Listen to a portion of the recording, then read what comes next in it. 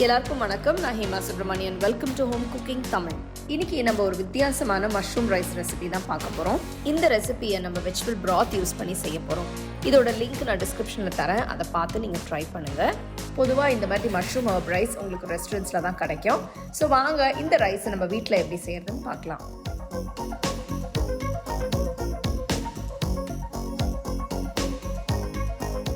First நம்ம 1 cup மஷ்ரூமை ஸ்டர் fry பண்ணிக்கலாம்.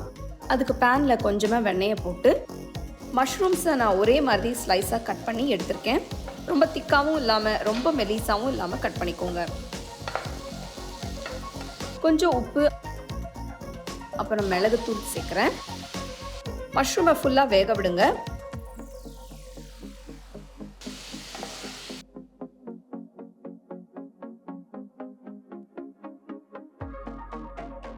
பாருங்க, தண்ணி எல்லாம் வத்திடுச்சு. இப்போ எடுத்து தனியா வச்சிடலாம். அடுத்து அரிசியை வேக வைக்கிறதுக்கு இந்த மாதிரி ஒரு அகலமான பாத்திரம் எடுத்துக்கோங்க. இதுல 1/4 கப் வெண்ணெயை சேர்க்கிறேன். வெண்ணெய் நல்ல ஒரு ஃப்ளேவர் கொடுக்கும். நெக்ஸ்ட் 2 டேபிள் ஸ்பூன் பூண்டு பொடியா நறுக்கினது. அடுத்து 2 மீடியம் சைஸ் வெங்காயம் பொடியா நறுக்கினது சேர்த்து வதக்குங்க. 2-3 நிமிஷத்துக்கு வெங்காயத்தை வதக்கிக்கலாம்.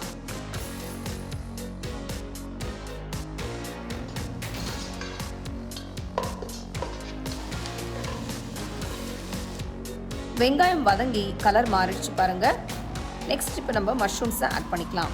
நான் இன்னைக்கு 800 கிராம் மஷ்ரூம்ஸ் எடுத்திருக்கேன். பார்த்தீங்கன்னா மஷ்ரூம்ஸை நல்ல ஒரு மீடியம் சைஸ் பீசஸை கட் பண்ணி எடுத்திருக்கேன்.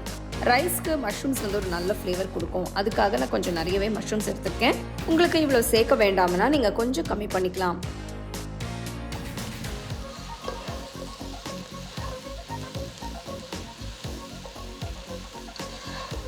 நெக்ஸ்ட் 1 டீஸ்பூன் உப்பு, 1 டீஸ்பூன் மிளகுத்தூள், 2 teaspoon chilli flakes, 3 teaspoon Italian seasoning add பண்ணுங்க. எல்லாம் சேர்த்து நல்லா மிக்ஸ் பண்ணுங்க.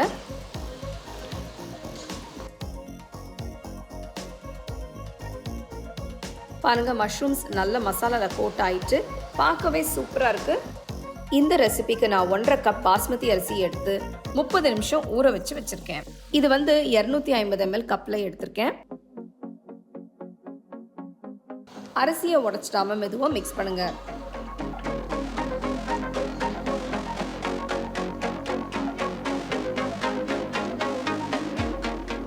ஒன்றரை கப்புக்கு 3 கப் வெஜிடபிள் ப்ராத் ஊற்றுறேன்.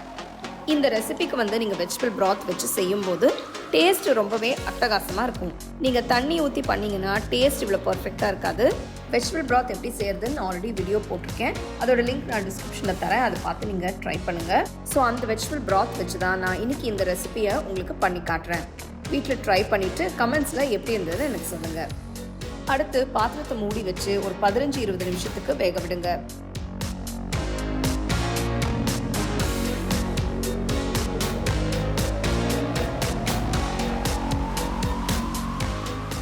பதினஞ்சு நிமிஷத்துக்கு அப்புறம் பார்த்தீங்கன்னா ரைஸ் பர்ஃபெக்டாக சூப்பராக வெந்திருக்கு. இப்போ நம்ம பொடியாக நறுக்கின கொத்தமல்லியை சேர்த்துக்கலாம். மெதுவாக சாதம் உடைச்சிடாம அப்படியே மிக்ஸ் பண்ணுங்க.